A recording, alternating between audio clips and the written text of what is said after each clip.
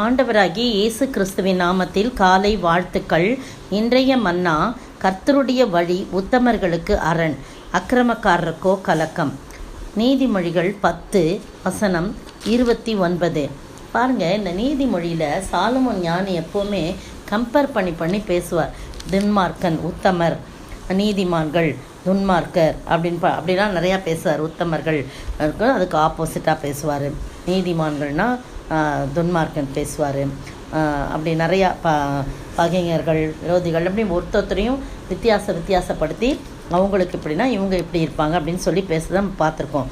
அதே போல் தான் இன்றைக்கும் கர்த்தரின் வழி உத்தமர்களுக்கு அரண், அக்கிரமக்காரருக்கும் அது கலக்கம்.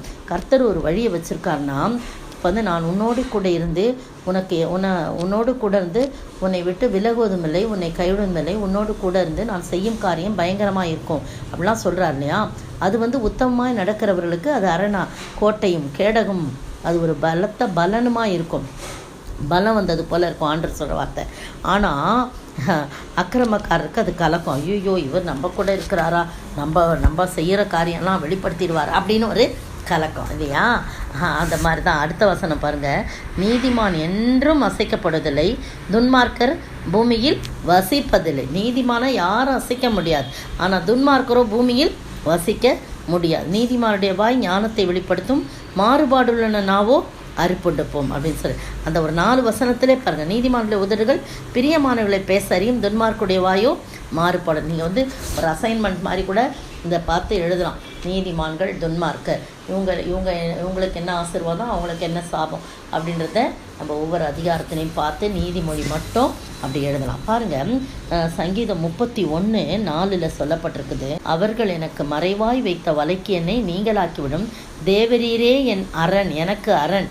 அப்போது உத்தமமாய் வாழும்போது அவர் என்னவா இருக்கிறாரு, அரணாக இருக்கிறார். தேவரீரே எனக்கு அவங்க மறைவாய் வைத்த வலைக்கு நீங்களாக்கிவிடும். முந்தின வசனம் பாருங்கள், 31:3 என் கண்மலையும் என் கோட்டையும் நீரே, உமது நாமத்தின் நிமித்தம் எனக்கு வழிகாட்டி என்னை நடத்தியலாம். அப்போ ஆண்டவருடைய வழி பாருங்கள், இங்கேயும் அதே மாதிரி தான் போடுற. கர்த்தருடைய வழி இவருக்கு அரணும் கோட்டையும் கேடகமாக இருக்குது. அரணான நீரே எனக்கு அரண் அப்படின்னு சொல்கிறார் தாவீது. அப்போ அவன் உத்தமமாக நடக்கிறனால அது அரணாக இருக்குது. அவருடைய வழி பாருங்கள், அவரே தான் வழி, அவர் தான் எனக்கு வழிகாட்டணும். நீ தான் எனக்கு உமது வழி, உமது நாமத்தின் நிமித்தம் எனக்கு வழிகாட்டி என்னை நடத்திடணும்னு கேட்குறார். இங்கே என்ன இருக்கு, கர்த்தருடைய வழி உத்தமர்களுக்கு அரண், அக்கிரமக்காரருக்கோ கலக்கம்னு சொல்லப்பட்டிருக்குது. ஏசாயா 33:16 பாருங்கள். அவன் உயர்ந்த இடங்களில் வாசம் பண்ணுவான், கண்மலைகளின் அரண்கள் அவனுக்கு உயர்ந்த அடைக்கலமாகும். அவன் அப்பம் அவனுக்கு கொடுக்கப்படும், அவன் தண்ணீர் அவனுக்கு நிச்சயமாய் கிடைக்கும் அப்படின்னு படுக்கு. எவன் அப்படின்னு பார்க்கும்போது நீதியாய், உத்தமன் யார் அப்படின்போது பாருங்கள், நீதியாய் நடந்து அவருடைய கால்கள் ஒரு பரிசுத்தமான கால்களாக காணப்படும், மெய் செம்மையானவைகளை பேசி அவனுடைய வாய் பாருங்கள் செம்மையான. யார் உத்தமன், திரும்பவும் சொல்கிறேன், நீதியாய் நடந்து கால்கள் சரியான வழியில் நடக்குது, செம்மையானவளை பேசி அவனுடைய வாய் செம்மையானதை பேசும். எடுக்கன் செய்வதால் வரும் ஆதாயத்தை வெறுத்து, இதயத்தை பாருங்கள், அவனுடைய இருதயத்தில் ஒரு தீர்மானம் பண்ணுறான். இந்த இடுக்கன் செய்வதனால ஒருத்தர் குறுக்கு வழியில் வரக்கூடிய ஆதாயத்தை வெறுத்து, இதயம். அது 3வது. 4வது பாருங்கள், பரிதானங்கள் வாங்காதபடி தன் கைகளை உதறி, லஞ்ச ஊழல்கள்லாம் எதுவுமே இல்லாதபடி. கர்த்தாவே யாரும் அது கூடாரத்தில் தங்குவான் என்று சொல்லி சங்கீதக்காரன் சங்கீதம் 115 கேட்கும்போது உத்தமனாய் நடந்து நீதியை நடப்பித்து மனதார சத்தியத்தை பேசுகிறவன் தானே இருக்கு. அப்போ உத்தமனாக நடக்கிறதுன்றது இதுதான் பாருங்கள். அவனுடைய கால், வாய், அவனுடைய இருதயம், அவனுடைய கை. அடுத்தது 5வது பாருங்கள், இரத்தம் சிந்துவதற்கான யோசனைகளை கேளாதபடிக்கு தன் செவியை அடைத்து. அடுத்தது செவி. 5வது செவி. பொல்லாப்பை காணாதபடிக்கு தன் கண்களை மூடுகிறவன். பாருங்கள், அசுத்தமான காரியத்தை நான் பார்க்க மாட்டேன் அப்படின்னு சொல்லிட்டு இந்த 6 காரியத்தை செய்கிறவன் தான் உத்தமன்.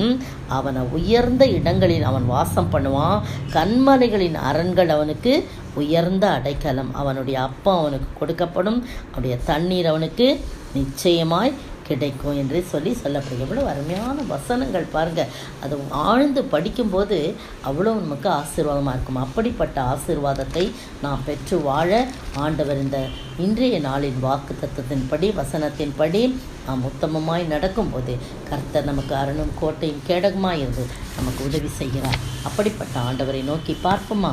அவர் எந்தன் சங்கீதமானவர், அரணுள்ள கோட்டையுமாம், ஜீவனின் அதிபதியான அவரை ஜீவிய காலமெல்லாம் போற்றிடுவேன்.